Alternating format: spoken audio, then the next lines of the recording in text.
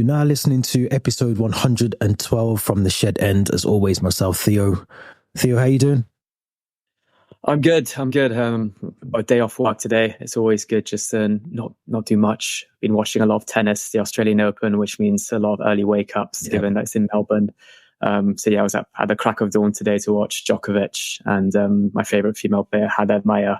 It's been good. Looking forward to the weekend. No Chelsea to watch this weekend, but we're back in action on Tuesday. Looking forward to the weekend nevertheless. How are you doing? Yeah, no, I'm good. Not like you getting up to watch tennis. I can assure you that, but I am still up. I'm still up doing the school runs anyway. But I have been watching parts of the African Cup of Nations. So the lovely 2 p.m. kickoff, and you get like a 5 p.m. kickoff, and you get like your evening one. But there's been some really good games, some shocks already. There's a really good game last night with Ghana and Egypt. Mohamed Salah came off injured, which was obviously for Liverpool fans. We've got them coming up soon, so I don't want to wish injuries on anyone, but hopefully he misses out on any games that he's got coming up with us as well. So apart from that, good. Enjoying the time. Obviously, no Chelsea this weekend, which we'll get into. But before we get into this week's episode, please subscribe to the channel. Please make sure you go and hit the Linktree link in the description and go to all the social accounts, give them a follow.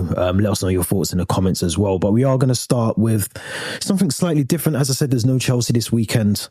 Obviously, we played last weekend, so we've got a lovely weekend off. But we are going to do it slightly different. We're going to talk about some of the other areas of Chelsea in terms of the loanees that we currently have out, or some that have returned in David Datro Fofana and Andre Santos.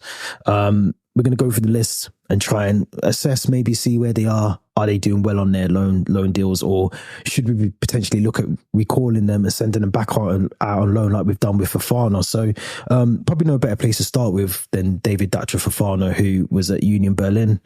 Theo, what was your thoughts on his, or from your perspective, what his loan deal was like over in the Bundesliga? Initially, when this loan got completed in the summer, I was really excited for it. Union Berlin just came up on the back end of a really good season, qualifying for the Champions League and being able to play their Champions League matches at the Olympia Stadion, which is the national stadium in Berlin. And I thought it'd be a fantastic opportunity for him to be around that team, hopefully to see Union Berlin pick up some good results and stay towards the top of the table. They just signed Leonardo Bonucci as well, so a great player to learn from and see his leadership skills. But it just didn't really work out for him. Union Berlin were abysmal in the Champions League. Yeah. I think they only picked up a point. The highlight from his time in the Bundesliga and in the Champions League was scoring that one goal against Napoli, I believe, away from home, which was a good goal, to be fair, against a very good opposition. But other than that, he just wasn't getting much game time, I believe. I think he kind of fell second fiddle to Kevin Volland, I believe. It just maybe felt like he wasn't really developing. Maybe he was feeling a bit homesick as well. Probably didn't speak the language, which didn't help either. And then we made a decision in January, so a couple of weeks ago, to recall him. And then there was talks that we were going to send him back out on loan to Sevilla, which could have been a good opportunity for him. I know they're really struggling, so maybe they needed to try something new and get a new striker in, maybe to challenge. I think it's El Nasiri, who's the main guy there. Yeah. But no, instead we decided to loan him to Burnley, which I think is a good loan move. We saw Burnley last season, and it worked really well with players like Ian Matson and a lot of youngsters. I believe alongside Chelsea and Arsenal, they've got one of the youngest squads in the Premier League. And Vincent Kompany seems like a type of manager that really wants to bring in young talent and foster them and develop them. So I am really hoping he gets kind of some game time and some more experience in the Premier League in the next 6 months. We did see a glimpse of that at times when he was at Chelsea. For the back end of last season when we signed him. He only got, I think, a couple games, but there were kind of some bright moments from him. But I think now it's really his time to cement kind of a spot in a Premier League side and show us what he can do. I'm looking forward to this loan move. I'm just hoping he does get the game time that hopefully he deserves. I think with Burnley, the move to Burnley, I think is probably a sensible one, because one, we want him to have the Premier League experience and understand what it means to play in the Premier League. And I think Vincent Kompany's brought him in hopefully with the intention of playing him a lot regular, giving him a lot more regular opportunities than he did at Union Berlin. I'm looking forward to that move. I think it was probably needed, and I think it was an early indication, especially his time in the Bundesliga, that he wasn't going to see out the full duration of the season in Germany. So I think it's probably a good move for him to come back to. Sevilla would have been a brilliant one, I think, as well, like you said. But I think giving him that opportunity to showcase what he can do, you have to remember, I think he's always sticks out in my mind, but the game against, I think it was in the FA Cup against Man City, really good performance for him. I think he came on at half time, actually, but he came on and he changed the game for us slightly. You could see he was trying to get stuck in, and I want to see more of that of him against, some of the oppositions that he might come up against again next season. Should his loan spell go really well at Burnley, you might get to see him push through the door, at Chelsea. There's talk obviously about Armando Broja potentially leaving, which we'll get onto, but, if there's an opportunity for him to get into this team, this is probably the best opportunity for him, the door that's open for him at Burnley to try and do that. So, I'm looking forward to it. I think it's a good move for him. What would your overall assessment of his time out of 10 for his time at Union Berlin be in terms of, scoring, if we could give him one? I'm pretty sure it was just the one goal against Napoli, and you're the striker. When you're a striker, you need to score goals. So it probably wasn't very positive at all. I think the experience of being abroad, being in the Champions League would be really beneficial to him. So I think that'll boost up the rating slightly, but I'll give it maybe a 4 out of 10. No, I'd have to agree. I was sort of on the fence, or in between a 5 and a 10, but I know we had some sort of issues, I think, as well with I don't know if it was one of the coaching staff or the manager, or maybe someone within the hierarchy of the ownership, but I think he had some issues there as well. So that obviously didn't go in his favour. So I think I'll give him a 4 as well. I think he probably deserves that. Yeah, you just reminded me. I think he got subbed off at one point and kind of whinged, or kind of went down the tunnel, and it didn't really kind of go sit well with the coaching staff. And I think he got charged. But yeah, he's still young, he's still learning, but the experience of being abroad, like I said, and in the Champions League will be really beneficial to him. Yeah. I'm gonna move over to Andre Santos, who was on loan at Nottingham Forest. I don't know where to start with this one. I feel like this could be a 0 out of 10 if I'm being completely honest. But went with loads of expectation that he was going to do well at Nottingham Forest. There was a lot of talk about him going there and getting some game time, and some of the players that he'd be playing amongst as well would potentially help him, understanding the league again, very much like Fofana, but he just didn't seem to work out. Steve Cooper didn't seem keen on him. There was talk about some clauses in the contract of the loan deal as well that potentially meant why he wasn't playing was for that reason. But what was your thoughts on Andre Santos and his loan move at Nottingham Forest, and possibly why it didn't work out for him as well? Yeah, again, a loan move that I was really excited about. I remember we saw him at pre-season, and he looked really sharp, and a player maybe alongside Casadei that we thought could be the spine of our midfield going forward for the years to come. I did feel like he did need a loan move, and I'd have preferred it to be with an English club in the Premier League, even better, so he can gain that Premier League experience. If we do remember as well, he was on the bench for us against Liverpool on the first game of the season. Yeah. So Poch clearly maybe rated him, or kind of saw him being part of the first team at Chelsea. And then Nottingham Forest came calling, and they signed him on loan for the season. I think he only made 2 appearances, one being against Burnley in the Carabao Cup, I believe. But I think the main reason this move didn't work out is they signed him in the hope that they needed a midfielder, and then I think a few days later they signed Sangare, which kind of really blew his chances of getting anywhere near the starting lineup. And at times he wasn't even in the squad as a whole. He wasn't even in the matchday squad. He wasn't on the bench. And then you'd look at his Instagram, and he was in Paris. He was elsewhere. So clearly he was just out of favour, or he was told by the manager that you're not in my plans. And it was probably agreed come maybe October, November time that he would return in January. And yeah, just a disaster loan move. You'd hope maybe being more involved in the training sessions would have helped, but then you could have been more involved in the training sessions at Cobham, being around more experienced players, better quality players, and more settled with your home in London, your family. So yeah, disaster loan move. It's going to be still question marks now whether we loan him back out or we keep him in the squad. Preferably, I'd like to loan him. I think a club that could really use him, you may be looking at an Everton, perhaps, if they lose someone like Amadou Onana this January. That could be an option, but it's going to be interesting to see what we decide to do with him. I think Poch, now that he's hoping to have more of a say in January, will be the deciding factor of whether he stays or gets loaned out again.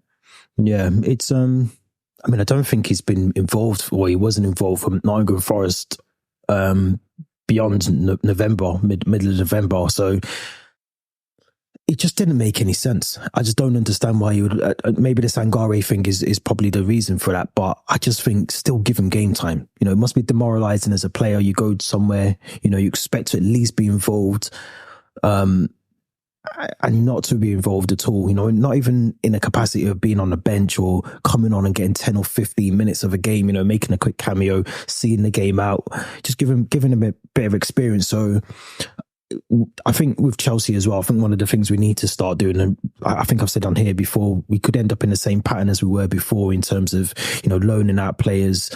They're not really developing how we want them to. You know, we have to make sure that when we loan players out, that we're actually gaining from it as well in terms of the players developing their learning. They can come back to us, and, you know, maybe Conor Gallagher's a prime example of that. You know, he comes back from his loan deals and he's actually arguably probably one of our best players at the club at the moment. So, you know, you want to make sure that we're developing the players and we're not just sending them out on loan just because it makes sense for them to be somewhere else apart from Cobham. So I think we can both agree that's probably a 0 out of 10. Yeah. I think the main reason it'll be a 0 is I remember Googling his name to try to find a picture of him in a Forest kit to publish on our Twitter when there was a rumour linking him back to, you know, being recorded in January. And I could only find about 2 or 3 pictures of him in a Forest kit.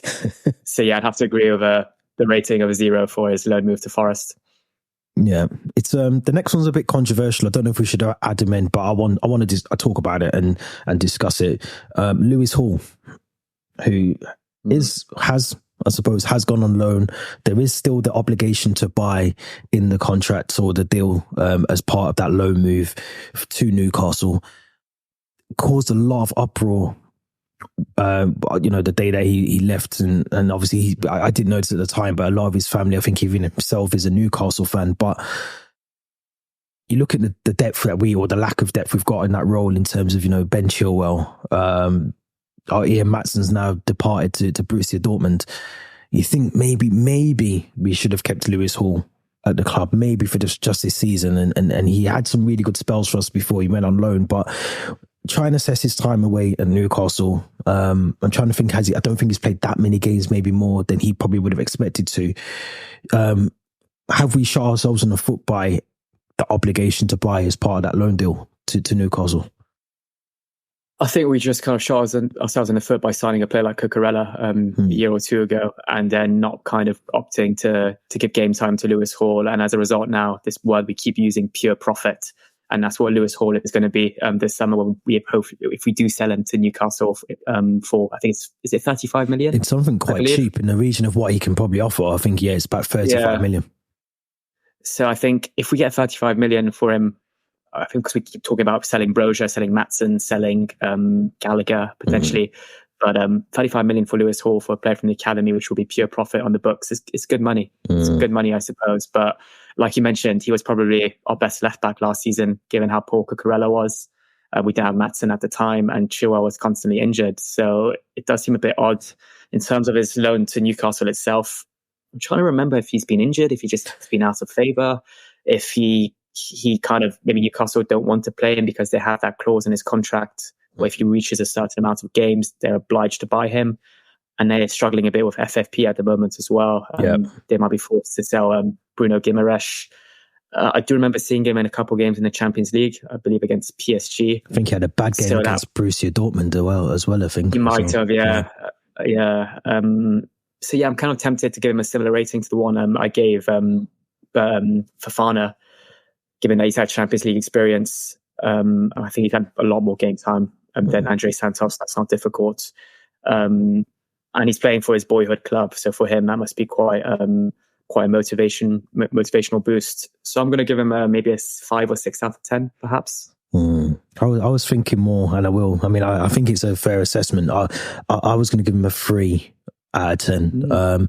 Not because I don't think he's a good player, or because I think he's, he's not done well. That game again, I think it was Borussia Dortmund. That game just stand out to me. I think he had a bad game there, but I think more so because he hasn't had the opportunities to probably show what he can do. And obviously now the injuries are coming through for Newcastle, he might get that, the opportunity to do more in terms of what he's capable of doing. But I just don't think he's had that. I don't know if they played Dan Burn left back a lot more, and obviously Livramento can play there, Trippier can play there as well. So I think there's players that are ahead of him in the pecking order in terms of that role that he can play. But we have to remember Lewis Hall can also slot into midfield as well. So I think he'll get opportunity to showcase what he can do maybe this part of the season. It is a massive grey area, that sort of obligation to buy. Is it, from what I've been told, it isn't linked to how many games he plays. But it'd be interesting to see how it comes out in the summer, because obviously we'll know officially then. Is it based on a number of games? Is it something totally different? Is it? I think from what I've read, it's based on performance of Newcastle, either getting back into the Champions League again for another season, or how far they go in the Champions League this season. I can't remember which one of the two it is, but it's something to do based on how well Newcastle do when that activation of obligation kicks in. But I mean, I'd snatch their arms off to take him back, if I'm honest. You talk about Cucurella, Chilwell in and out of the team, injury. Is he going to be able to sustain a full season without an injury? So you look at Lewis Hall, and he's definitely an option that we should have been considering. Now Ian Matson's gone as well. Someone that we should have probably kept, from, in my opinion, at the club for another season. Yeah, all these complaints we've had this season of playing Colwell at left back, that would have been solved had we kept Lewis Hall. But at the same time, it would have felt a bit silly going into the season with 4 left backs in Cucurella, Chilwell, Hall, and Matson. And I think we had a podcast episode in the summer. We discussed which one we would keep, loan, sell, perhaps. And I think we both agreed we'd loan out Lewis Hall. Have to go back. So maybe, we'll have to go back and listen to that. So at the time, maybe that did make sense. But yeah, it's going to be interesting to see what we do in the summer. And given how our performances have been, especially at left back this season, you take him back in a heartbeat. Oh yeah, 100%. He's definitely a good player. He'll go on. Him, Jared Branthwaite at Everton. They're the future, I think. So silly of us to let him go, but it's what we've done before. We're going to get on to January signings. There's one that you will get this in the January signings, one that we signed that we let go, but we'll move on to that later. Diego Moreira. I always get his name wrong, but I'm gonna butcher some of these names soon, because some of them are just Anyway, but he's at Lyon at the moment. How do you think he's doing? I don't know if you've been able to watch much of him, so I don't really want to put you under the spotlight. I personally haven't, so I don't know much about him, but I have read slightly about his time at Lyon at the moment. But do you have any impressions of how he's doing, or what he should be doing more of?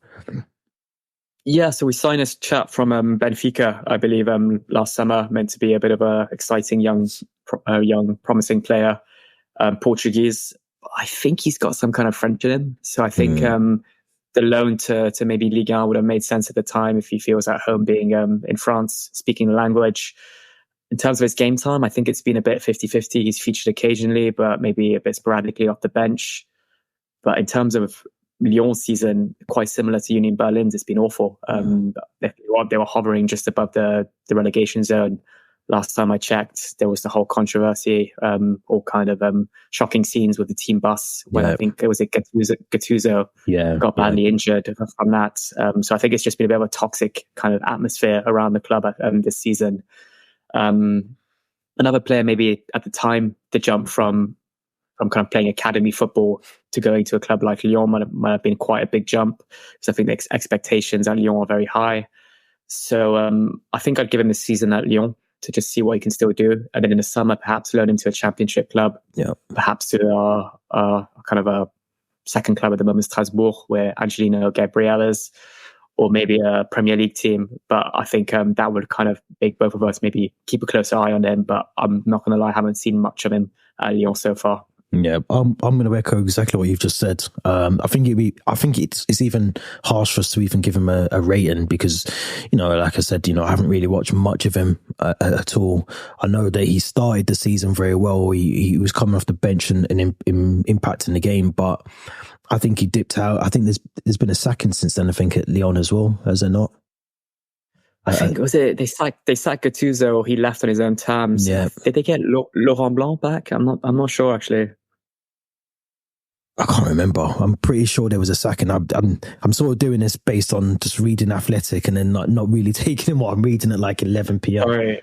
Yeah, it wasn't Gattuso. It wasn't Gattuso. It was Fabio Grosso who got injured in the team bus incident, and he got sacked, or he left on his own terms, I believe. Yeah, that was it. Yeah, he left. I remember he left, but I don't think he's been in the fold since then. So, I think it's useful for him to gain experience, especially playing abroad. I think that's going to broaden anyone's horizons when they're playing football. But I do think if we're hoping to integrate some of these players into the first team at Chelsea, I do think they need to be playing, if not in the Premier League, at least in the Championship, because I think just understanding how English football works, which is slightly different to the league in France and the league in Spain, just give them, I don't know, an opportunity to play for a Leicester or someone like that, or whoever goes down this season, whoever gets relegated, send them to that team, just so they've got a bit more experience of how and expectations what they will be if they ever do break through to the Chelsea first team. So, but a lot of potential from what I'm told, from what I've been reading, a lot of potential with him. So we'll have to keep an eye on him. Let's move over to Gabriel Slonina, your favorite position, goalkeeper.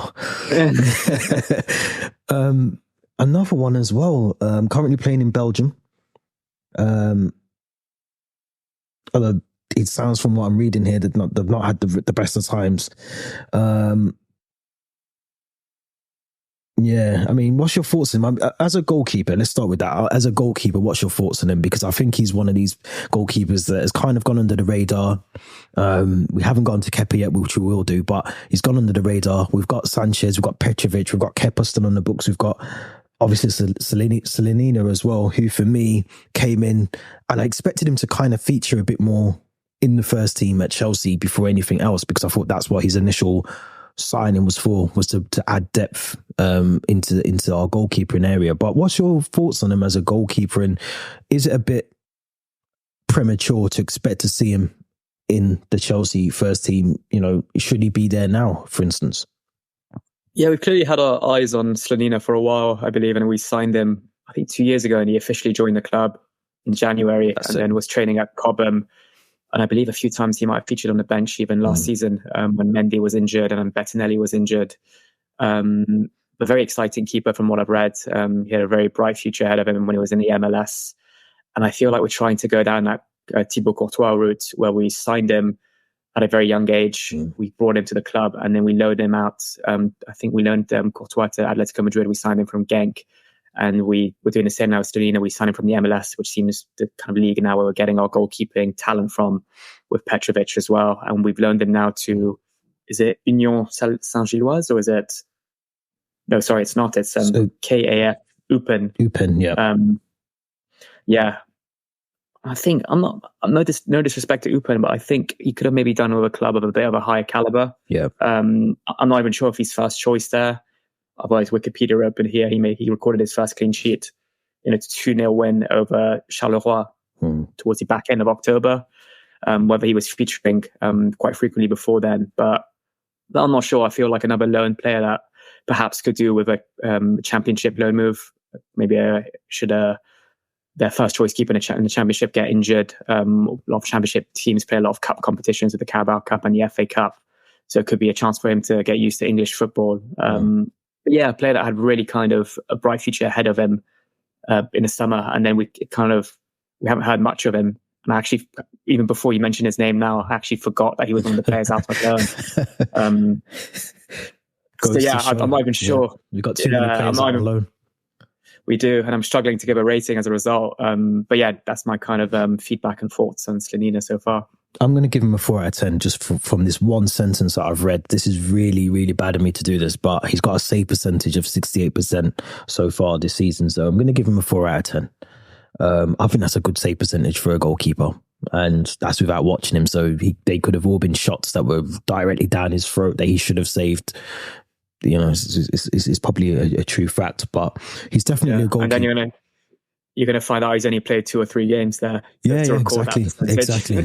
But he still saved them. But I think he's a goalkeeper that I think will have a really good career. He's someone that I want to see at Chelsea. I think, I've said on here before, one area of the team that you can't neglect and is very hard to replace is a goalkeeper. And if we have one that is of the standard that I think he is, let's start integrating him into the team. If not, the next 6 months, at least by the end of the season, get him on the preseason tour to see what he can do for the team. Because I think we can all argue that, as much as Sanchez is currently number one, he's not, for me, not the quality that we need going forward. Petrovic, I'm a bit more comfortable seeing in goal. But again, I don't know if he's the one. I look at Slanina and I think he could actually be the one that we're overlooking a lot of, and I think he could be the one that we need. And we talk about Diego Costa and all these other goalkeepers that we've been linked with over the last 12 months, but we could actually potentially have the gem that we're missing in our own team already. So give him a chance is what I say. Mason Burstow, Sunderland. I have actually watched a bit of him, to be fair. You take the lead on this one then. Well, yeah, I mean, he's obviously at Sunderland at the moment. They haven't been doing so well this season, though. So they're still around. Are they around the playoff spots, or they're kind of just hovering outside them, I think, at the moment. So some Sunderland fans going to probably say to me, "No, we're in the playoffs." You probably are, just haven't really kept an eye on the league. But someone that I think has a lot of potential. I just don't know. I think I'm watching him at Sunderland and I think, yeah, he's a really good player, but I don't know if that's because that's his level. And that's not disrespectful to him. I just don't know if he's got the ability to play at the top level, at Chelsea. I don't see that for him. I watch him and I think, yeah, I could see him in the Championship doing really well. I remember Jermaine Beckford a few years ago was smashing the ball in the back of the net for Leeds, pretty much every weekend. And then he went to Everton and he kind of struggled there because it's a massive step up when you're at Leeds and you're the main guy and it's so easy for you to score. You go to Everton and you can't really do that. I feel the same could be the same for Mason as well. But he's got quality. He has got quality. I just don't think he's got the level. Watching him on loan, I think that's his level at the moment. Is a Sunderland. So I don't know. Yeah. I don't know what your thoughts are on him. Yeah, I mean, I've only watched him play twice. I think the first time was in that pre-season against Borussia Dortmund, where he actually scored the equaliser. Yeah. Same game where Nkunku got injured, and then the second time I watched him, I believe he started in that game against AFC Wimbledon in the League Cup earlier, I think in August or September. If I'm completely honest, he was pretty ineffective in that game. He looked a bit, like he hardly touched the ball. And I kind of realized after that game, yeah, he could do alone. He could do with a bit more game time and experience elsewhere. But for his time at Sunderland, I'll be completely honest, I don't think I've watched him much. I caught a glimpse of that game against Newcastle in the FA Cup. I'm not even sure he started there or if he was on the bench. But yeah, I think maybe perhaps that's his level. And maybe that player that still needs a couple more loans before proving himself and coming back to Chelsea. Yeah, I agree with that as well. I agree. Let's move on to someone who is doing very well. I'm going to butcher his name, but Casadei. I think I've just butchered his name. But I can say Chukwuemeka. So I will say that. But doing very well, I think, at Leicester. I think he's, he was doing very well. I haven't watched him the last couple of weekends, but... well, give me your thoughts on the young Italian. Came with a lot of expectation, I think, when he joined Chelsea, that he might even break through in the summer. He might break through to the Chelsea team, but he's on loan at Leicester. How would you assess his time there so far? Yeah, a player that we signed from Inter Milan last summer, big expectations, and he was playing a lot quite regularly for the academy team and scoring a lot. I believe he was top goal scorer, player of the tournament at the Euros in the summer, yeah. The youth Euros, under 20s or under 21s, and looked really sharp in pre-season alongside Andre Santos. He looked really comfortable on the ball. And those games I stayed up at 2 or 3 a.m. I remember thinking, wow, this is a player. He looks really good. And last year when Leicester signed him on loan, I was a big fan of this loan move. You mentioned those teams, Premier League quality teams that kind of get relegated. Those are the type of teams you want to loan your players to: the Leeds, the Southamptons, the Leicesters. And Leicester actually are doing really, really well in the Championship. I believe they're looking like they're gonna walk it. They're gonna comfortably finish top, I believe. And he is getting some game time. I'm not sure if it's kind of starting or coming off the bench. Pretty sure he scored on his debut against Cardiff, and it was the winning goal. I think he got a goal away to Millwall a couple of weeks ago as well. Yeah. So he is getting some game time. And something a bit silly, but like Leicester's training ground and kind of facilities are one of the best in the country. I think there's a huge investment in that. So he's going to develop there. He's going to learn a lot. And like we mentioned about the other loan moves that maybe, the ones for Diego Moreira, Slanina. We want to see these players maybe in English football, and Casadei's now got that English football experience. It's going to be interesting to see what happens next season. Should Leicester get promoted, if we keep him at Leicester in the Premier League, if we call him back, if we loan him to another league, to maybe an Italian team. But yeah, a really exciting player, and probably the player I want to give the highest rating so far for his loan move. I want to give it a 7, simply because I think it's the perfect fit for him. But I think it could maybe get pushed up to an 8 or 9 if he's just getting a bit more regular game time. Yeah, I mean, I'm just looking at some of the stats here now. So he's played a total of 22 matches for Leicester this season, started 8, which is very good. You're right as well. Cardiff, I think he scored the winner. I think he scored in the FA Cup against Millwall more recently as well. So, he's definitely impacting. I mean, Leicester are top of the league. They're 6 or 7 points ahead of Ipswich, who are in second place in the Championship. So they're doing really well. Not to say that it's all down to him, but he's obviously impacting those games when he's coming off, and he's been really effective as well off the bench. So it's just showing. And I mean, I hate stats, but just reading some of the stats there, some of the key passes, that he's making, and even watching him, I think as well. When I've been able to watch Leicester, he's one of those players that you could see fit into the Chelsea team as well. I don't say that about all of the loanees that we've currently got, but when you look at him, the profile that he is, you could see him maybe not this season, but next season you could see him playing, in and amongst that team, especially if we do break into that European bracket. This season we end up with Europa League Conference or Europa League. I could see him playing those odd games, coming in, affecting the game, or cup games next season. So I agree with you. I would give him a 9 out of 10. Maybe some will say it's unrealistic, but I think a 9 out of 10 for what he's doing, where Leicester are in the league, the trajectory that we're hopefully going to see from him as well. I think he's, out of all of those sort of youngsters that we brought through, I look at him and think, yeah, I could see him fitting into that Chelsea squad with no problem. Yeah. In hindsight now, would you have kept one of Casadei or Andre Santos and loaned out Ugochukwu? Yeah, 100%. 100%. I would even, we obviously can't do this, it's not Football Manager, but I would look at possibly recalling him now and sending out Ugochukwu, because I think he's had opportunities in the senior squad and he doesn't really take them, and obviously got injured. I think he might even still be injured now.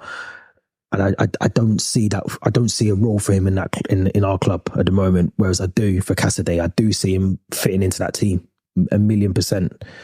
So hindsight, yeah, definitely would have probably kept him. But we wouldn't probably see what we see now at his time at Leicester had we not sent him there. So I think the loan move's brilliant for him, because he's playing with like you said about the facilities. That's, people forget that. They forget that.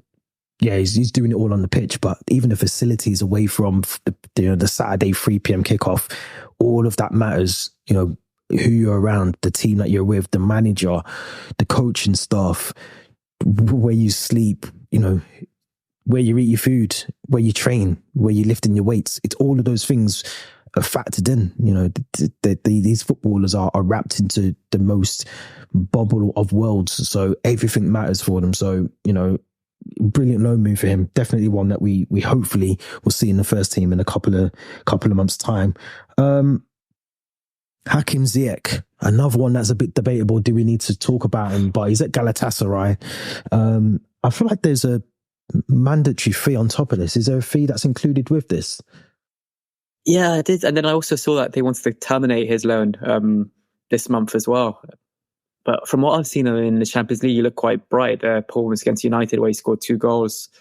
And he seems obviously being maybe a Muslim player, playing in Turkey. That's something that kind of a lot of players seem to fit into. Yep. When I went to Istanbul in October, a lot of the Galatasaray shops had his name all over the kits, and almost like he was the poster boy alongside Icardi. But yeah, it seems maybe could be the same usual thing that we saw at Chelsea, discipline issues perhaps. It could be, I'm not sure, maybe his wages are too high to make the move permanent. But as a Chelsea fan, you just want a player like that off the books. Now, you kind of hope there's some kind of obligation to buy him in terms of his performances, other than the Champions League and the game I saw against Besiktas, who actually was injured for that, so didn't feature.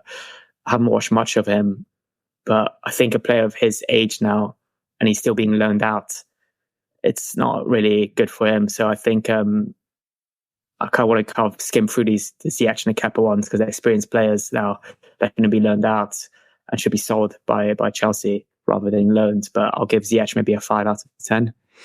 Yeah, I'd probably go with the same. I'm just reading here because I asked myself the question, or asked you the question, but I think I've answered it. So there is a mandatory loan, mandatory future fee, from what I'm reading on here, for Hakim Ziyech as well. So I'm hoping that is true, because I think we do need to get him off the books, and not because I don't think he's got quality, because he can show that. I think I'm almost certain he was the reason Galatasaray ended up drawing with Manchester United. I think it was 3-3 in the end. Yeah, 2 free kicks, wasn't it? 2 free kicks, yeah. So, he has got quality about him. I think another big thing that we've all pointed out when he was at Chelsea, and also you've just mentioned it then, is his attitude sometimes isn't the best. I know when he first got to Galatasaray, he wasn't initially included in the team because of having to get up to full fitness. So in that period when he wasn't playing for Chelsea and moving to Galatasaray, he clearly wasn't keeping himself, in good nick, and he wasn't doing what, as a sportsman, as a footballer, that you should be doing, is keeping yourself in good shape. So when you do get a club, you can just hit the ground running. He wasn't doing that. So, and there's been things, we've said before, just his attitude towards things, especially on social media, all of those things. I mean, look, he needs to move away. He needs to go somewhere. Galatasaray seems to be the club that wants him. I would probably... You gave him a 5 out of 10. Yeah, only because that tweet or rumor came up recently that they might terminate his contract. Yeah. But maybe because there is the obligation to buy in the kind of loan, they want to terminate it now, so they don't have to buy him. Perhaps it could be the reason. Possibly. I might give him. I'm going to give him a 4. I'm going to give him a 4. I'm basing this on the games that I've watched when he's played in, Champions League or whatever. Not really, because I'm watching the Turkish Super League. So, he could be turning up, 10 out of 10s there. So I'm doing it based on what I'm getting to see, unfortunately. But I'm going to give him a 4. Another player that, if he's not off the books, he needs to be off the books. So I'm hoping that is a mandatory. They must buy him at the end of this deal, because he hasn't got a space at Chelsea, that's for sure. I'm trying to think who else. We've got a couple more on here. I don't want to do all of them, because there's quite a few. Don't mention the one that we don't want to talk about. No. He's not. He's on the list. He's very bottom of the list. So we're not going to mention it. Let's go to Kepa. Let's go to Kepa next, because there are a couple, and obviously we've got more things we want to talk about. But Kepa, obviously at Real Madrid, I think even this week, I think it was even mentioned that he's kind of gone over there with false intentions of being Real Madrid's number 1 while Thibaut Courtois was injured due to an ACL injury. So what's your thoughts on Kepa at the moment and his freak goal? I think was it the Super Cup the other week, last week? I think it was the Super Cup, wasn't it? Where he scored the freakish of own goals. Weird tournament that was played in Saudi Arabia, semi-finals. Yes, that's the was against Atletico Madrid. Yeah, I think he started off really positively. I saw he made some big saves in the Champions League in that group, along with Napoli and Union Berlin, who we mentioned before, and Braga. And then I think the last couple of games, he's lost his place to Luna, the kind of third choice goalkeeper, who initially Madrid didn't trust to play throughout the season when Courtois was injured. That fluke goal against Atletico, I think he goes to punch it and then he flips backwards and ends up almost kicking it with his knee but into the back of the goal. And I think Oblak scored an own goal yesterday as well. He did something similar. Yeah, he did. But in terms of his loan, I want to give it quite a good rating, given he's playing for one of the best teams in the world. He's playing under the management of Carlo Ancelotti, and being of Spanish nationality, it's probably every boy's dream to play for a Barcelona or Real Madrid. But then I saw something recently that we're looking to sell him now. We're maybe probably happy with our Sanchez and Petrovic. And we'd want, I think, 17.5 million for him, which is quite cheap for a Spanish international goalkeeper who's just played a season at Madrid. And Madrid aren't willing to pay that for what's going to be a backup goalkeeper. Because obviously Courtois is likely to come back end of season, beginning of next season. So he'll be second choice, and Madrid aren't willing to pay, I think, over maybe 15 or 12 million for a player that's going to be backup or second choice. So that makes me say this is not a good loan move. This is just a loan move that he's gone there to replace Courtois for a year and then come back to us, and then we're stuck with the same problem. We've got 3 goalkeepers afterwards, Kepa, Petrovic and Sanchez. We're going to be in a dilemma because I don't think any of the 3 of them are good enough to be our long choice fast goalkeepers. Then we're going to have to either sell 1 or we have to sell 2. So yeah, I'm going to give this one a 4 out of 10 as well. Okay. I agree with that, actually. I'm just thinking back now. So yeah, I think he started really well. He started really well. I think he got injured. I think he got injured as well in just before Christmas. He got injured. And Lunin, is it Lunin, the third choice? Yeah. I think he came in and he done really well. He was doing really, really well for Real Madrid, and he's then Kepa's struggled to get back into the team. So I think it's definitely a low move of convenience for both club and player. Obviously, like you said, Kepa being Spanish, I think it was always going to be something that you can't really turn down when Real Madrid come for you, or Barcelona. And obviously, Real Madrid needed a goalkeeper desperately after the Courtois ACL injury. So, it kind of made sense for him to go there. So, I feel like it should be higher. I feel like it should be like a 7 out of 10, 8 out of 10. And the reason I say that is because, albeit up until his injury, I think he was playing really well for Real Madrid. But it's a 7 or 8 out of 10 for him, but for Chelsea, what are we getting out of this? Sorry. I think for him, definitely for us. For us, it's nothing. I mean, I've been, I would say it's less than the 4 if it's for us, because we end up with a goalkeeper that we theoretically don't want. We can't even sell him for what I would say is a low valuation. I would have him a lot higher than the 17.5 million. I would say it's at least 30 million worth of goalkeeping talent. So I think for us, definitely it's a bad one. I go back to my point about Slanina. I think he's probably, even in the pecking order, I'd say Slanina is probably higher than Kepa in terms of what we can see from potential, hopefully, in the next couple of seasons or so. Oh. Yeah, let's give him the 4 then. If we're basing it on that, I mean, I think I've been scoring these wrong then. I've been basing it on the individual player. I mean, to be fair, it could be an average of the 2. It could be like we should have done some criteria. We should have said that at the very start. But no, if it's based on Chelsea, then definitely it's got to be less than 4. I'd say probably a 3, because we're going to end up with 5. Is it 5 goalkeepers we'll end up with? Sanchez, Petrovic, Slanina, Kepa. Am I missing someone? Is Bettinelli still there, or is he gone? He's still somewhere at the club, I think, with Malansar and Jesus. I think he's been on the bench a few times this season when we've had injuries or in cup games. Okay, so we're going to end up with 5 goalkeepers. I don't see that being a good thing. So maybe a 2 out of 10 for me. 2 out of 10. Yeah.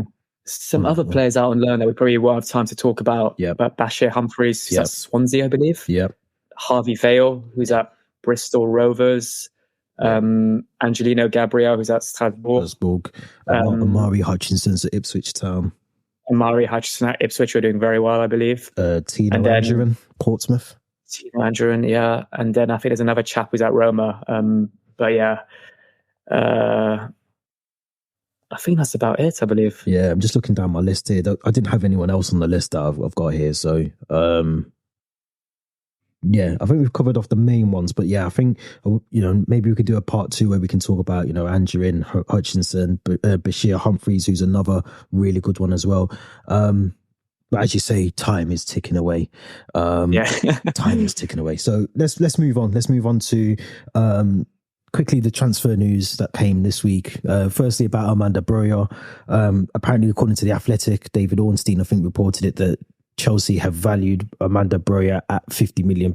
They are willing to potentially listen to offers for Broja, Conor Gallagher in this window, in the winter window. What's your thoughts on that, first of all? I mean, 2 players that when you look at it, we kind of need to keep at the moment, especially with Nicholas Jackson. If we do find someone a suitor for Amanda Broja, Nicholas Jackson with Senegal go really far into the African Cup of Nations. Who's actually playing up front for us?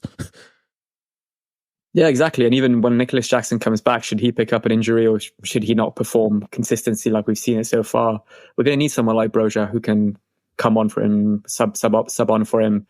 If we go deep into the FA Cup, we're going to need a second striker. AFCON, it might last until the end of Jan, maybe beginning of Feb. I'm not sure when the final is.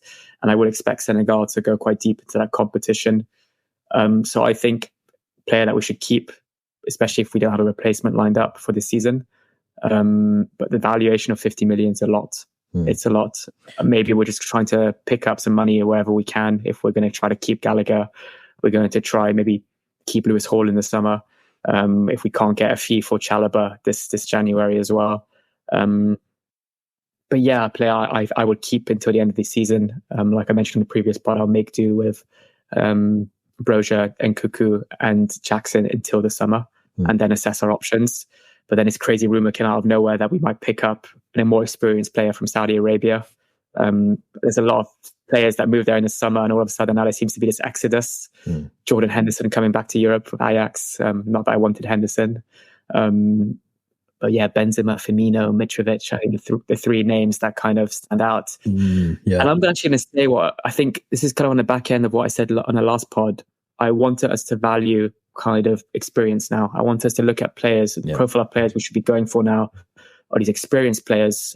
Some examples of defenders I'd go for: Varane, Delete. Midfielders, I'd go for a Kimmich, a Palhinha. Strikers, I'd go for a Firmino or a Benzema, short-term kind of solution. You looked at when we picked up Giroud from Arsenal.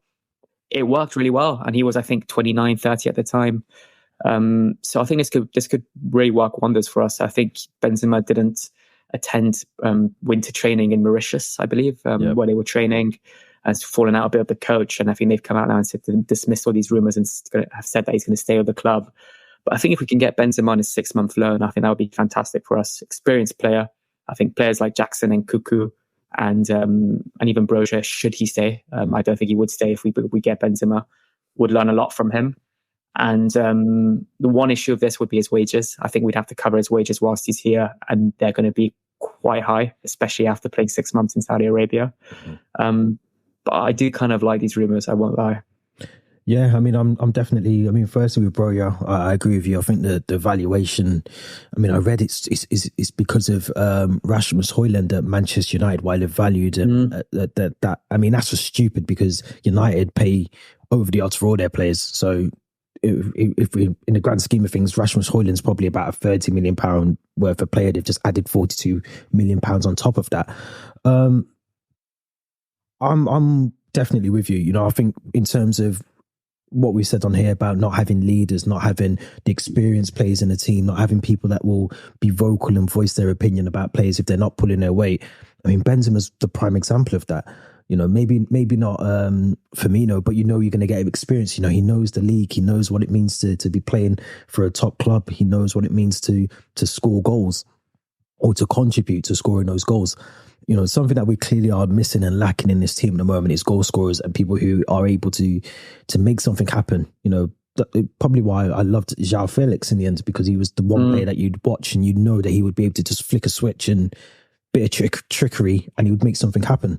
So we have been lacking that this season. You know, we've been creating chances, but they're just not going in the back of the net, or we're not having that final third pass going into the box. And, you know, someone like Firmino, I love Mitrovic as much as, you know, he gets a lot of, for me, some criticism that's very harsh, but, you know, he's someone that would come in, you know, again, I'm sure he's probably, maybe even his family also, he's got people that he knows around still from Fulham days as well, around the area. So it's not like it's going to be a whole new change for him. You know, he's used to it. I think, yeah, his family are Chelsea fans, if I remember. Yeah, exactly. There's a picture of him with his kid in a Chelsea megastore. Buying a bunch of Chelsea kits and merch. Yeah. Exactly. So I think it's, you know, I mean, out of those three, I think you'd have to say, you know, Karim Benzema is the one that is the ideal signing for us. I think if we can get Karim Benzema, even for 6 months, like you said, and yes, wages is obviously the obvious, you know, stumbling block around that, because I'm sure he's on like £1 million a week. It's something like that. It's like just under £1 million a week. So it's something stupid.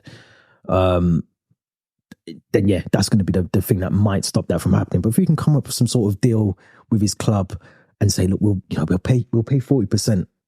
Let's pay 50% of the wages. I mean, come on, do us a favor. We sold you all these players in the summer. Do us a favor. Yeah, we'll give you Lukaku in the summer if you give us Benzema now. We'll give you Lukaku and we'll give you Hakim Ziyech if we can. If you can take the both of them. And Malang Sarr as well. And Malang Sarr. We'll add them in for free. You can have them. Yeah, I mean, if we can get Benzema, then I think it'd be brilliant for us. I think it'd be a really good signing. Will it happen? We don't know. But I think, like you said, if we do bring in any of those three, Brozier will not be at that club. He'll go somewhere. Yeah. He'll have to go because it'll just be for his own personal growth. I think he needs to go anyway if we sign one of them. Yeah, I think it's Wolves, Fulham, and West Ham, the three clubs that are monitoring him. Not a bad shout. One to definitely keep an eye on anyway, 100%. But let's move on because this is the part of the podcast I've been looking forward to. Our historical January transfers that we've made. You put out a post yesterday. I don't know if it's on Instagram actually because I haven't been back on since they tried to ban us from their meta. Yeah, we'll have to talk. We'll have to talk about that separately. Yeah. But yeah, I mean, very good, interesting topic really in terms of our worst and maybe our best January signings over the years, and probably best to start with our best. I think that might be the best option to do, and I'll let you go first because it's your topic, your suggestion. I mean, are we just doing this based on who we think, or is there a category of players we can choose from, or we just? Because I've got a few that I listed down after you put the tweet out. I think there's 5 players when you think of best January signings you could pick from. I think Torres, not that he performed particularly well, but at the time, paying 50 million British transfer records for a player of Torres' caliber from a rival club, Liverpool, on deadline day was just, I always remember that day being at school, staying up late to watch Sky Sports News, transfer deadline day. That was really exciting. But in terms of his performances, obviously he didn't really live up to his price tag and the expectation at times. Yeah. So the other 4, I think we could maybe choose from, I think are Matic, Gary Cahill, Ivanovic, and Olivier Giroud. Mm-hmm. I've got a few. I think those are the 4. I think it's maybe Demba Ba was very underrated whilst at Chelsea as well. And the impact he had, I think, he scored, I think, against Southampton on his debut. Then he scored those big goals against Liverpool, PSG. So he had a big impact, and he only stayed for a year and a half, I believe. But the one I'm going to go with, it's so tough between Ivanovic and Cahill. I'm going to go with Gary Cahill. Signed in January, and then come May, he was a Champions League and FA Cup winner, captained the club after John Terry left. And he was just, you could almost say we haven't properly replaced him since he's left, in a way. One of the centre backs that you could maybe put in the same bracket as a Thiago Silva, as a John Terry, no nonsense centre back that would put his whole body on the line to block shots. Yeah. Sure, occasionally he had a bit of a mistake in him, but I think he was very harshly treated at times by not just Chelsea fans, but the football committee as a whole. But was a fantastic player for us and loyal servant. And I even watched him in the Legends game against Bayern Munich in September. He still got it, and he still had it. Yeah. He's still in. Yeah. His biceps still kind of pop out like he's Popeye. Fantastic player and great just person as well. I feel as a whole, like I met him a few times and he's just a lovely guy as well. Yeah. I mean, I think I said yesterday on Twitter, I went for Gary Cahill, but I did go back afterwards and check, and there was a couple where and to be fair, there was one that was on the tweet, but there was one that stuck out originally for me, but I'm a bit older. So I had George Weah, who was here 2000. I feel like we won the FA Cup with him. I'm sure we did. I think in 2000 we won the FA Cup that year. But he was a really good signing. I think the reason I loved him was because he was actually still good. I mean, he was playing for AC Milan at the time when they loaned him to us. And I think Vialli would have been the manager at the time. I think Vialli was the manager at the time in 2000. Player manager around then, yeah. So he was able, obviously with the connections, he was able to bring George Weah over. And it was only for 6 months, but it was at the time as well. I mean, it was like flipping out. Like I think he just won the Ballon d'Or. I think it was either the year before he won the Ballon. It's like we've got the Ballon d'Or George Weah at Chelsea at the time. So it was like it was almost not unheard of, but it was like it never really happened like that. And in modern day football, yes, it would happen now, but then it was like bloody hell, we've got arguably one of the best strikers who's just been dubbed as the Ballon d'Or winner, playing for AC Milan, who's now come to Chelsea. So he was definitely up there for me. I feel like, did we not sign Nicolas Anelka? Because he was another one for me. Nicolas Anelka. Yeah. We did, didn't we, from Bolton in January. Yeah. So he was on my list as well. Yes. Last night when you put the tweet out, I thought, let me just have a quick look. And I thought, Nicolas Anelka. Just bear in mind, on Twitter, you can only upload 4 pictures. So, yeah. That's very true. Very, very true. But yeah, so Nicolas Anelka, I think it was honourable shout out, but I did go for Gary Cahill because I think of the longevity as well and what he did for the club. And even when John Terry retired, we weren't we were fussed, we were worried, John Terry was like the warrior at the back, but we knew that we were safe because we still had Gary Cahill in the team and almost took the baton, respectfully off John Terry. And he done the job, and he done it really well. So I went with him. But we had David Luiz, I think, as well. I think he was a January signing. Yeah. Trying to think there was others. There was one, he's not an honourable shout out, but we actually signed Kevin De Bruyne in January. We did, didn't we? We did. That was and then he joined the club. Yeah. He joined the club in the summer. We loaned him back to Genk. Yeah. And then I think he came back in the summer. We loaned him out, I think, to Wolfsburg? Or we loaned him back to Genk. We went back and he to stayed Genk, for 6.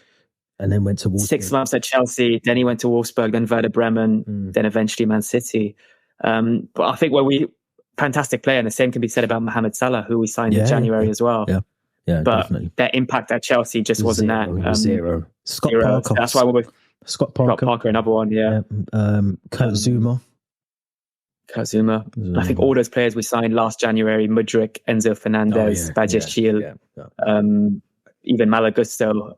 I think I still want to give all of them the benefit of the doubt before judging them for the time being. Yeah, the last 2, Branislav Ivanovic and Nemanja Matic as well, were 2 January signings. So fantastic ones. 2 really good. I think we're both agreeing on Gary Cahill though, but what about the worst one now? Because I've got one that comes to mind.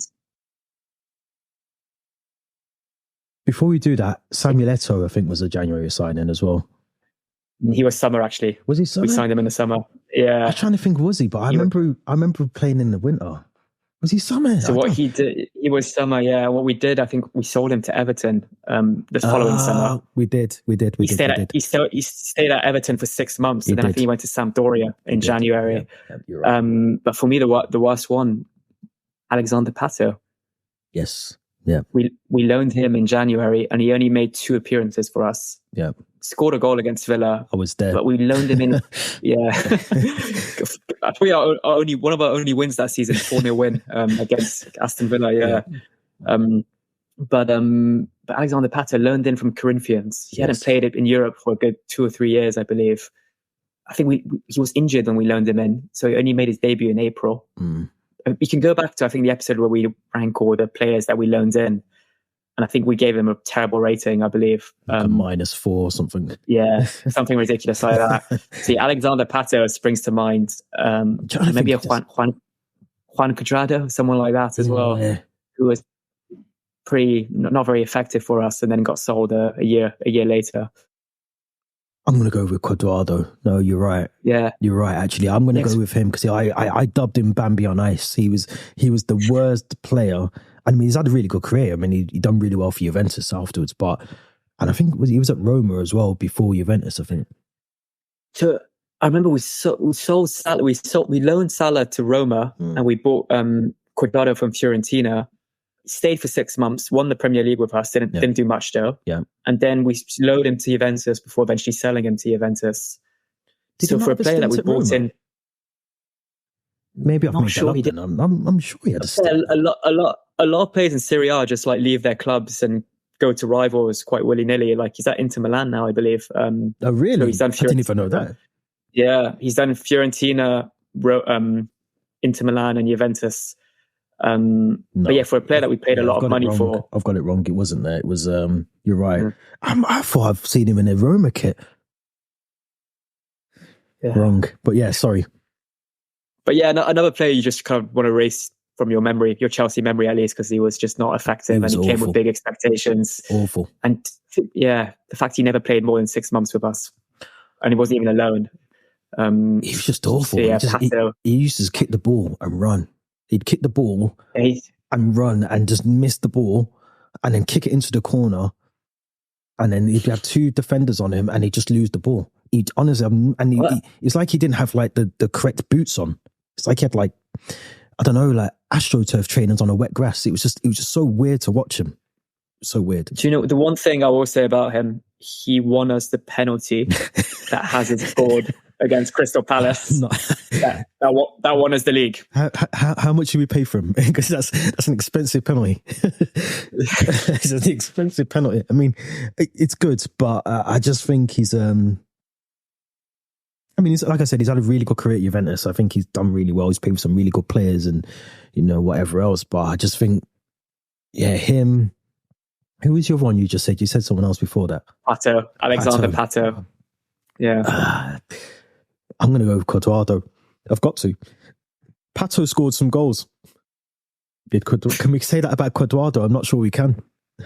No, he didn't score a single one. Pato scored a penalty, yeah. So, toss between those two. And I think our best ones, Cahill, Ivanovic and Weir, like you mentioned. Yeah, 100%. But let us know your thoughts in the comments. Let us know what you think. Who is your favourite January signing? There are some good ones. Some probably say Enzo, but again, have you seen Enzo for £100 million yet? I don't think we have, but let us know what you think in the comments. Before we move on, don't forget to subscribe as well.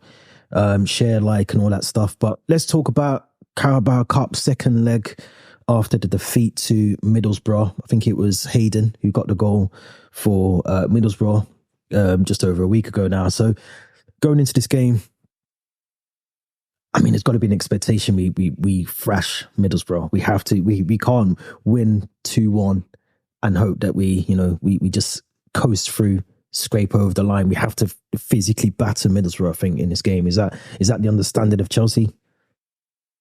Yeah, completely. And we've got to take our chances and be clinical. We can't play like we did at the Riverside and just miss chance after chance after chance and then give Middlesbrough one chance and they score it.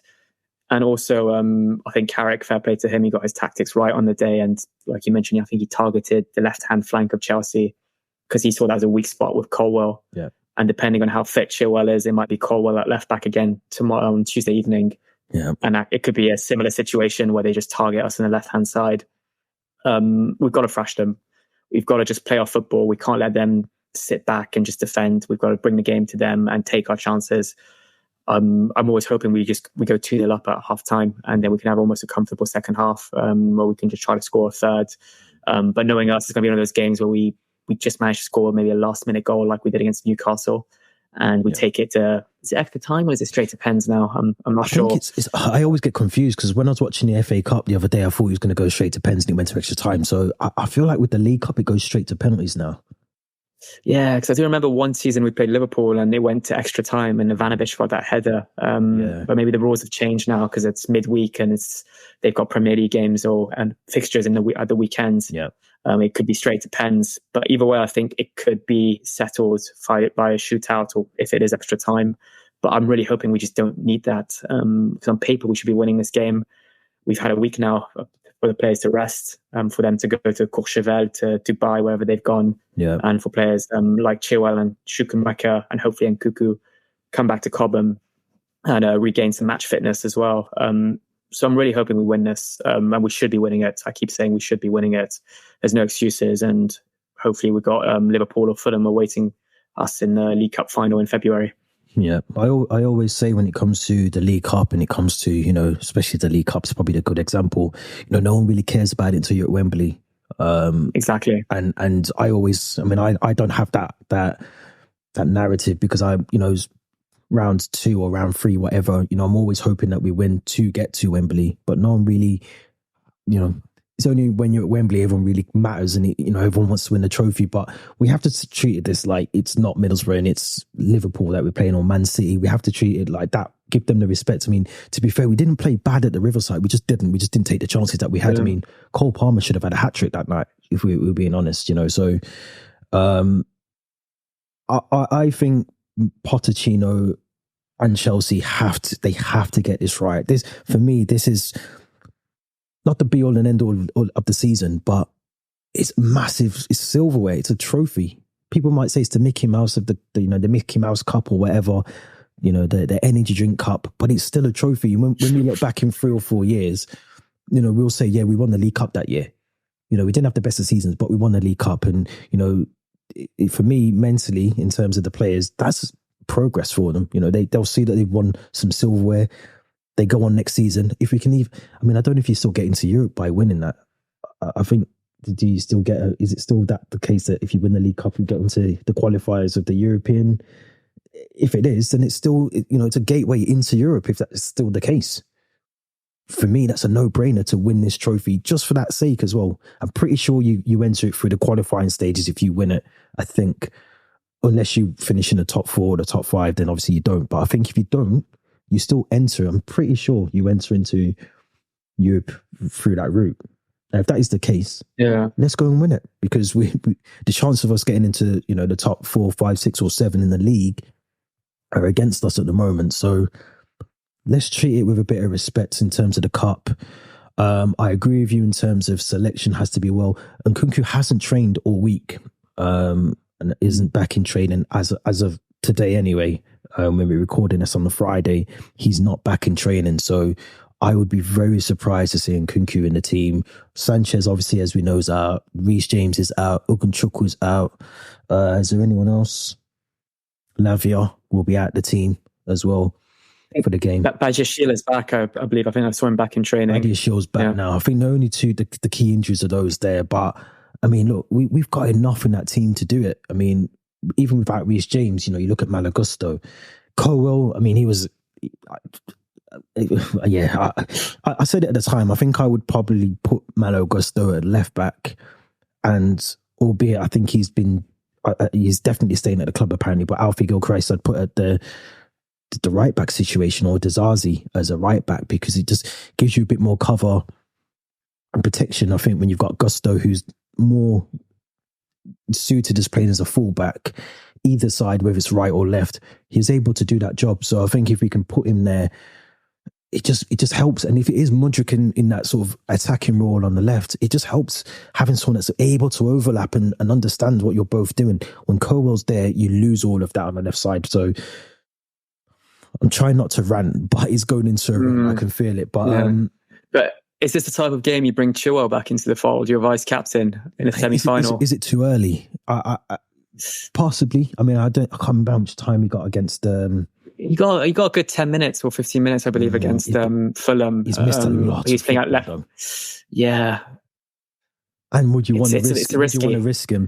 I'd probably, if it was me, I'd probably start with Gusto at left back, and I would possibly bring. You want to build up his fitness gradually. I would hate to lose Chilwell, play him on Tuesday, and then lose him for another 6 weeks, and then he misses the final and he misses another big chunk of the season. So it's a shout, though. It's a really good shout. I forget that we've actually got Ben Chilwell there and he's fit again. Yeah, so we do always say on this podcast, if you're on the bench, then you're fit enough to start. Usually, it's what we do tend to say. It's the slogan, isn't it? It's the motto. So you're right.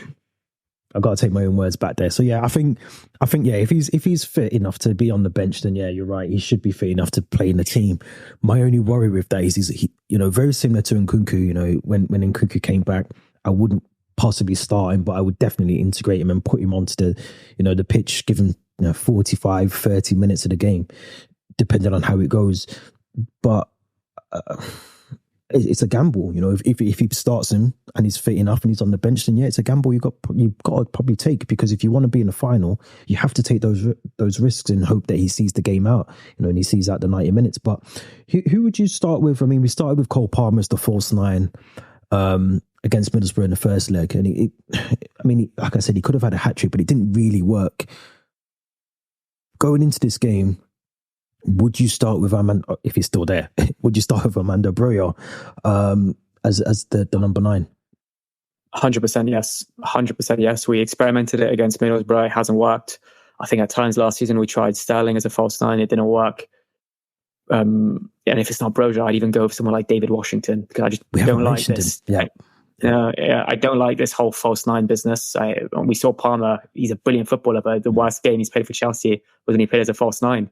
So the best football he played is on the wing or as just sitting behind the striker, and that's why I'd play him tomorrow. On Tuesday. Yeah. I forgot about Washington, but he's someone we need to consider, especially if Broja does leave. Washington's there; he can do a job. But I do agree with you. I think you can't play Palmer as the fault. For me, as the false nine. I think I'd rather see Palmer maybe on the right, or Conor Gallagher for me has to start this game on Tuesday, because I think, as I said at the very start of this episode, he's arguably been one of our better players this season in terms of what he can do. I wouldn't start Mudryk. I'd probably start. I think the team that we had for the first leg is a team I possibly would go with. I think at the time we had Petrovic in goal. I feel like we might have had.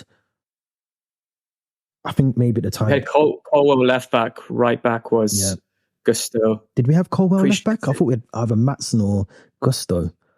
No, in the first leg, that's why Carrick targeted that side, because we had Colwell left back. Sorry, but our predicted lineup was not Colwell. Oh yeah. I think we either had Gusto at left back in our predicted lineup.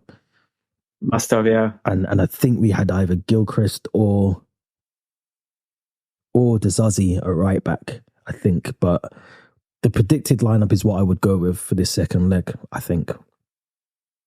I'd have to agree. I'd have to go back and look at it. But whoever's fit, because I think at the time maybe there were still question marks about certain players' fitness. But I think you'd want your strongest 11. We haven't played any football for about 10. It would have been 10 days, I believe. Yeah. And then our next game is only until Saturday. So yeah, we've got to play our strongest 11. We've got a bit of experience in that team as well. So I'd want to see the likes of Chilwell if he's fit. I want to see Sterling. I don't want to see Mudryk. Maybe not Madueke. I'd probably have Palmer instead. Yeah, and then have Broja leading a line of with Enzo, Caicedo, and Gallagher as the midfielders. Agreed. And we do have to remember, obviously, Middlesbrough, I think, have got Rotherham at the weekend. So not that it should matter, but they've got a game in between this now. So they've got less time to prepare for the game on Tuesday. It's no excuse. I mean, if we lose this, there is no excuses. We've not played football, as you said, for just over 10 days.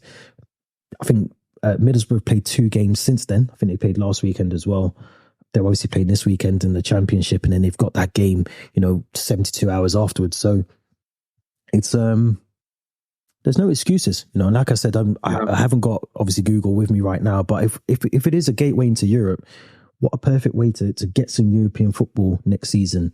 If the rules haven't changed, if I remember correctly, you enter into the qualifying rounds of the European competition.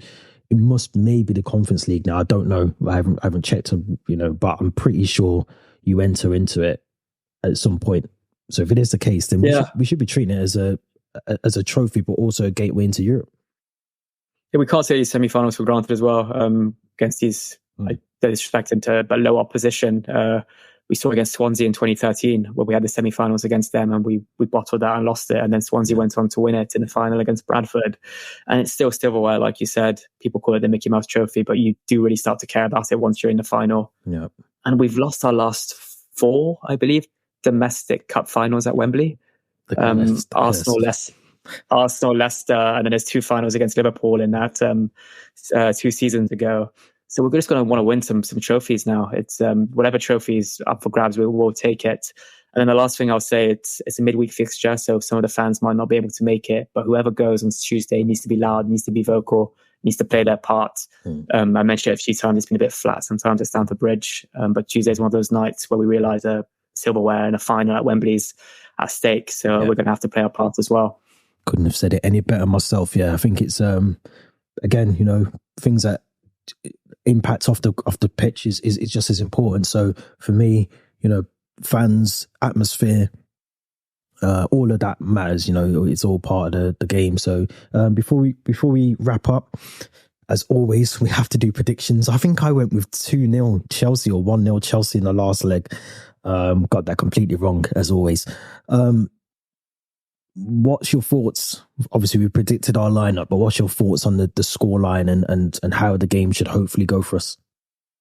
Yeah, I think, like I mentioned, it kind of at the start of the preview, I think it's going to finish 1-0 Chelsea, and then hopefully we win it on penalties like we did against Newcastle.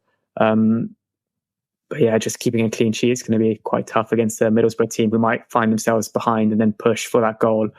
But yeah, I'm going to go 1-0 Chelsea. I'm going to go 2-0 again. I'm going to go 2-0 Chelsea. I think we just have to start the game very well. I'm hoping the home advantage helps us as well, but we have to get that early goal. And I think the longer the game goes on, if we don't score, it's going to be difficult. One of the things we struggle with is low blocks, breaking down teams. So, yeah, I mean, if we don't get that goal early on, especially, if we go into that game, half time and it's still 0-0, it'd be a worry. If Ben Chilwell isn't on the pitch at that point, then we need to bring him on because, we need to really go for it, go all out and make sure that we're attacking, play, even if we've got to push everyone up, up the pitch and play a high line, we're going to have to do it. We're going to have to take risks. So I'm going to go 2-0. Completely. So we both agree that Chelsea will make it to Wembley. Fingers crossed. I mean, stranger things happen. Fulham could come back and actually destroy Liverpool in the second leg. So what a final it would be if we get there and Fulham get there, an all London final. I'm trying to think the last time that's even happened actually in the League Cup. So yeah, it'll be. Yeah, we played Tottenham in 2015 there, didn't we? Was League Cup final. Wembley, yeah, I thought it was at the Millennium Stadium, but it was at Wembley, wasn't it? So yeah. Okay, well, Arsenal a few times, I believe, in the FA Cup. But yeah, it's if we're saying all this and I'm just picturing it now, it could be a Middlesbrough Fulham final. It could be. I mean, you never know. It could be. Let's hope it's not. But let us know your thoughts in the comments. Let us know what you predict and your predicted lineup. Who would you go with? Would you start Ben Chilwell? Would you rest him? Would you start Nkunku if he's back and is in training and he's fit? Would you start him as well? And also let us know your score predictions in the comments or on the social accounts. Make sure you hit the link in the description. Theo, as always, thank you very much. It's been a pleasure. It's been a bit of a longer one, but we had to do it as always. Again, if you missed any of our previous episodes, they're all on Spotify and Apple Podcasts for you to listen back to. We will be back next week, hopefully with a final to look forward to if we beat Middlesbrough. But until then, have a good weekend and we'll be back soon.